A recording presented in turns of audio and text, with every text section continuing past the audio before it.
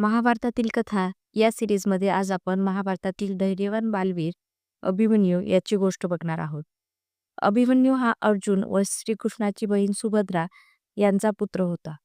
पांडवांच्या कुळातील हा तरुण योद्धा पराक्रम, निष्ठा आणि शौर्य यासाठी प्रसिद्ध होता. पांडवांच्या वनवासानंतर त्याचा जन्म झाला असल्याने लहानपणापासूनच तो युद्धकलेच्या आणि वीरतेच्या वातावरणात वाढला. तो श्रीकृष्णाचा भाचा होता. तसेच द्रोणाचार्य व कृपाचार्य यांच्याकडे त्याने शस्त्रविद्या आत्मसात केली.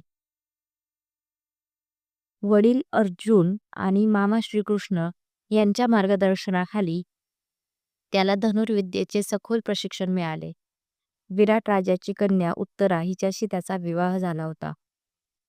घटोत्कचाप्रमाणेच अभिमन्यूला जन्माआधीच चक्रव्यूहात प्रवेश करण्याचे ज्ञान लाभले होते.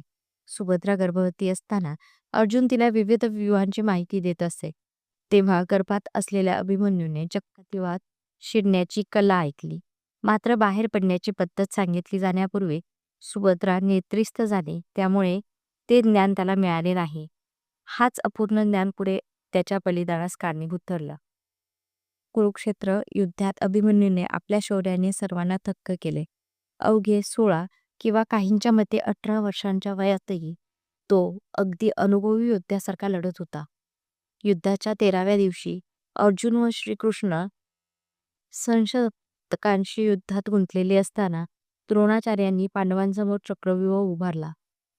युधिष्ठिर व इतर पांडवांना व्यूहभेदनाचे ज्ञान नसल्याने अभिमन्यूने स्वतः पुढे होऊन व्यूहात प्रवेश करण्याचे धाडस केले. त्याने कौरवांच्या अनेक नामांकित योद्ध्यांना पराभूत केले आणि दुःशासनाचा पुत्र लक्ष्मण याचा वध केला. त्यामुळे कौरव छावणीत गोंधळ माजला. व्यूहात अडकलेल्या अभिमन्यूवर युद्धनियम धुडकावून 7 महारथींनी एकत्र हल्ला केला. कर्ण, द्रोणाचार्य, अश्वत्थामा, कृपाचार्य, शल्य, जयद्रथ आणि दुर्योधन. जयद्रथाने इतर पांडवांना आत येण्यापासून अडवले. कर्णाने त्याचे घोडे ठार मारून धनुष्य तोडले. शस्त्रविहीन असतानाही अभिमन्यूने रथाच्या चाकात उचलून संघर्ष केला आणि अखेरीस वीरमरण पत्करले. अभिमन्यूचे बलिदान हा महाभारतातील अत्यंत हृदयद्रावक आणि शौर्याने भरलेला प्रसंग आहे. त्याच्या मृत्यूने पांडवांना तीव्र दुःख झाले आणि सुडाची ज्वाला पेटली.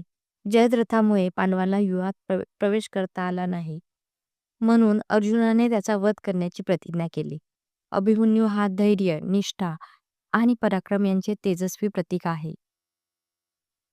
अल्प आयुष्यात केलेल्या अद्वितीय शौर्यामुळे तो अजरामर ठरला आणि आजही चक्रव्यूह भेदक म्हणून ओळखला जातो. धन्यवाद.